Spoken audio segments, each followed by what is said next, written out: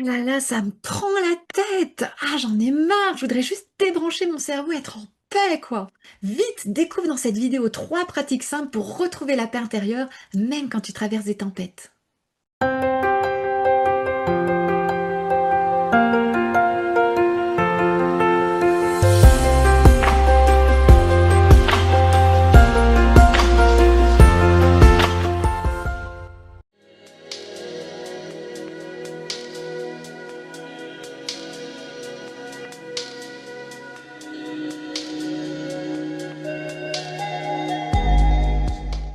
Quand tout semble s'effondrer, le premier réflexe à avoir, c'est de revenir à cet espace en nous où loge en permanence une profonde paix, à notre jardin d'Éden. On l'a tous en nous, tous, tous, tous, tous, tous, autant que nous sommes sur Terre.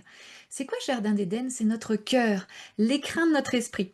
C'est ce que j'appelle, moi, l'œil du cyclone, en fait. Car, parce que, en fait, c'est comme l'être humain, j'aime bien le comparer à un cyclone. On voit un cyclone, c'est vraiment, ça dévaste tout. Hein, tu regardes un cyclone quand il passe sur une île, tout s'envole, tout se casse, etc., etc. C'est juste terrible. Alors que si tu prends un petit peu de hauteur, que tu regardes du point de vue d'un avion, tu vas voir que donc il y a cette grosse masse nuageuse qui est la périphérie du cyclone, et à l'intérieur du cyclone, il y a un œil, ce qu'on appelle l'œil du cyclone, hein, tout simplement. Et dans l'œil du cyclone, quand tu regardes une photographie prise de l'intérieur de l'œil du cyclone, c'est toujours beau. Il fait soleil, c'est le calme total. Alors qu'à l'extérieur, c'est la grosse bourrasque en fait. Hein.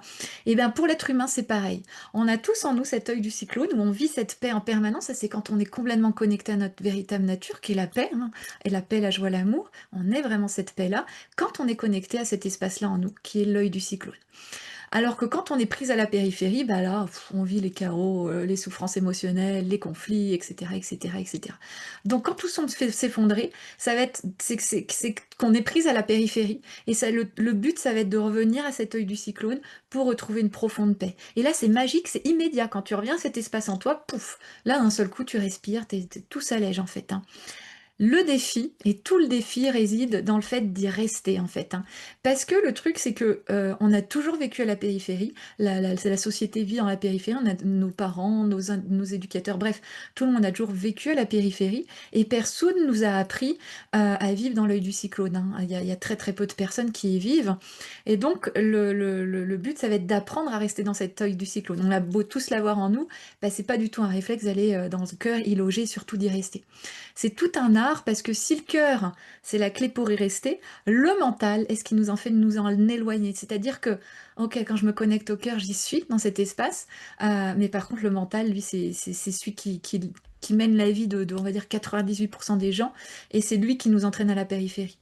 Donc, en fait, ben, le but, ça va être vraiment de maîtriser le mental et d'avoir cet art de vivre pour rester dans le cœur, en fait.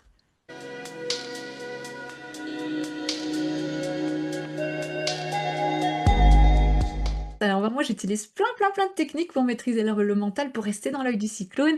Et d'ailleurs c'est génial, c'est un cercle vertueux parce que plus tu es dans l'œil du cyclone, plus tu sais maîtriser ton mental, plus c'est facile d'y rester. Hein.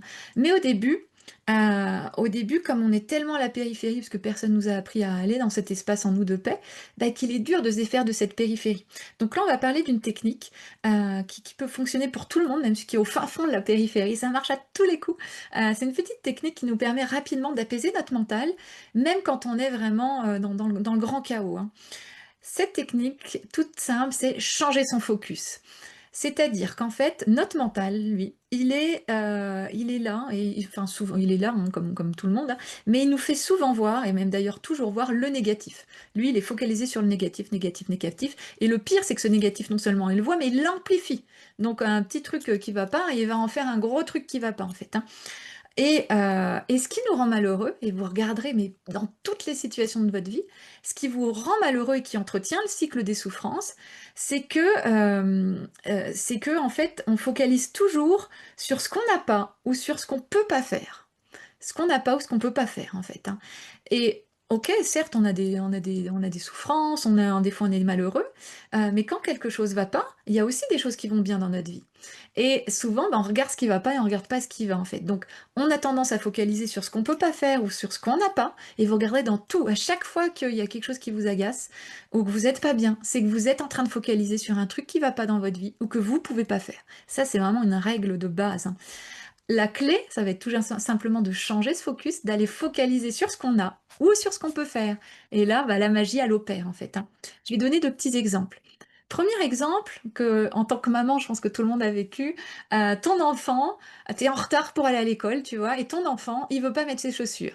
Et là, ça t'agace, tu là: «Mais tu peux pas mettre tes chaussures!» et cetera et cetera. Puis après, tu t'en veux d'y avoir disputé, machin, bref, tu rentres dans une petite scène de vie courante, mais qui vient quand même te gâcher ta journée. Donc au moment où ton enfant veut pas mettre tes chaussures et que toi tu t'agaces, pourquoi tu t'agaces? Parce que tu es en train de voir ce que tu peux pas faire, bah, je peux pas partir à l'école, ou ce que tu n'as pas. J'ai pas un enfant qui écoute, j'ai un enfant qui fout le bordel, tu vois? Donc forcément, tu es dans un truc qui fonctionne pas. Alors que si tu avais focalisé à l'instant T, sur ce que tu as: «Oh, j'ai un enfant qui est en bonne santé, il est là en pleine vie devant moi» ou «Qu'est-ce que je peux faire? Bah, tiens, je peux aller faire chauffer la voiture» ou tu vois? Il y a plein d'autres choses que tu peux faire à ce moment-là. Il y a plein de choses que tu as à ce moment-là. Alors tout change. Moi, j'en je souvent j'en fais l'expérience. Je me rappelle, moi, ça avait été flagrant avec mon bébé quand elle était encore bébé. La nounou, elle est arrivée, donc il y avait ce truc de retard, la pression qui commençait à monter en moi et elle voulait pas s'habiller parce que forcément l'enfant en plus c'est le miroir de toi-même, si tu es en tension, il va se mettre en tension. Et donc à ce moment-là, je me disais: «Ah mais regarde!» Alors je sentais la pression monter, là je me disais: «Ah mais qu'est-ce que j'ai? Ah, mais j'ai un magnifique bébé et tout» et puis je revenais dans cet amour du bébé, de me dire: «Mais je suis là, elle est en vie, elle est devant moi, tout va bien» et à ce moment-là, comme par magie, donc je sors de ma tension, qu'est-ce qui se passe? Je Elle sort de sa tension et j'ai l'idée de faire un truc qui fait qu'elle va s'habiller en fait. C'est instantané en fait. Quand tu arrêtes ton focus de ce que tu as pas ou de ce que tu peux pas faire, et que tu focalises sur ce que tu as et ce que tu peux faire, il y a ton comportement change. Déjà l'autre, il répond plus à tes tensions, donc son comportement change, mais le tien aussi. Il y a une idée, il y a un truc, qui te traverse l'esprit, la créativité qui arrive à ce moment-là, en fait. C'est juste, génial, en fait. On peut prendre aussi un autre exemple, ton chéri qui t'offre pas de fleurs à ton anniversaire, tu imagines? Tu es là, toi, tu attendais tes petites fleurs, tu en as pas, tu vas y en vouloir. Pourquoi tu y en veux? Parce qu'à ce moment-là, tu focalises sur ce que tu as pas. J'ai un chéri qui est pas attentionné, et cetera, ou sur ce que tu peux pas faire, tu vois? Bah, je peux pas mettre les vases dans le f dans je peux pas mettre les fleurs dans un vase, ou je peux pas, appeler ma copine en lui disant que j'ai un prince charmant à la maison. Enfin voilà, et on va être focalisé là-dessus sans même s'en rendre compte, alors qu'il suffit juste de se dire: «Bah, oh regarde, c'est mon anniversaire, j'ai un chéri, en plus, il est là. Ah OK, il a pas les fleurs, mais regarde tout ce qu'il m'a offert. Enfin, tu vois? Et là, du coup, tout change, en fait. Ton état d'esprit change, la relation change, le moment change, en fait.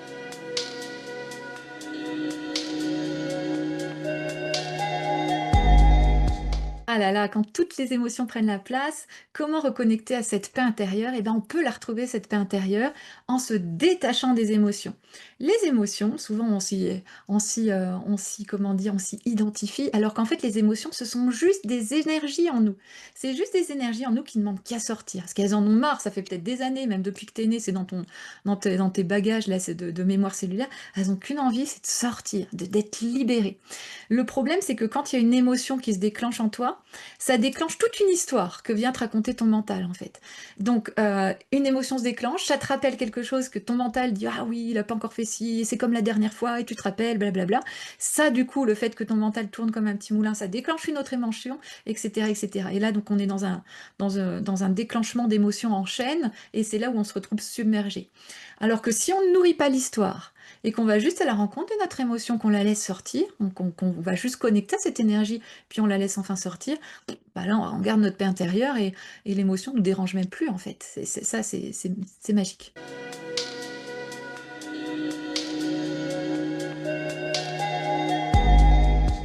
Alors, ma paix intérieure dépend des circonstances extérieures, seulement si je donne aux circonstances extérieures le pouvoir de me voler ma paix, en fait. La paix intérieure, tout comme notre bonheur, ça nous appartient. C'est ma paix intérieure, c'est mon bonheur, etc., etc. On le voit très bien, en prenant 2 exemples. Si je prends, 2 femmes différentes, mais qui vivent la même situation. Par exemple, ton enfant te ramène une mauvaise note à l'école. Tu as 2 femmes, leurs 2 enfants ramènent la mauvaise note de l'école.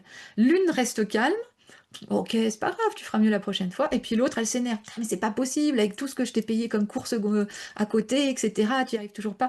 OK, la situation, elle est la même, pourtant dans un cas, il y en a une qui reste en paix, l'autre non. Donc on voit bien que la paix intérieure, elle dépend pas des circonstances, mais elle de ce que ça vient toucher en nous, en fait, hein. Dans un cas, on donne notre pouvoir à la situation, la mauvaise note, et dans ce cas-là, on lui donne le pouvoir de nous rendre malheureux. Dans l'autre, on le garde, c'est OK. la circonstance est comme ça, bah, c'est pas grave, je reste quand même heureuse avec ça et puis, bah, on va faire autrement, en fait, hein. On peut se sentir touché par une situation et ne pas lui donner le pouvoir de notre paix intérieure. Donc on peut être touché par une situation, ne pas être, voilà, c'est jamais agréable d'avoir une mauvaise note, mais on peut se dire: «OK, bah, c'est fait, donc je garde quand même ma paix», en fait. On n'est pas obligé de donner le pouvoir, en fait, à cette situation. C'est un choix, on a toujours le choix de donner le pouvoir ou pas. Il faut conscientiser ça, en fait, hein, et donc le tout, ça va être de se dire qu'on a de conscientiser qu'on a le choix, de choisir le bon choix. Est-ce que je choisis de perdre ma paix ou est-ce que je choisis de la garder? Et à ce moment-là, même si ça vient me toucher, si je choisis de garder ma paix intérieure, je vais aller à l'intérieur de moi, changer ce petit paramètre intérieur qui fait que ça c'est venu me toucher. À ce moment-là, je change mon monde intérieur pour, ben, changer de la situation, pour changer ma réalité, pour ne plus vivre cette réalité-là, pour la transformer. Donc cet événement désagréable, j'y donne pas ma paix, je la garde, mais en plus, de cette situation désagréable, j'en fais quelque chose d'agréable puisque, j'arrive à voir ce que ça signifie en moi, à modifier le paramètre pour justement évoluer dans ma vie. Donc finalement, ça peut être très facile de garder cette paix intérieure.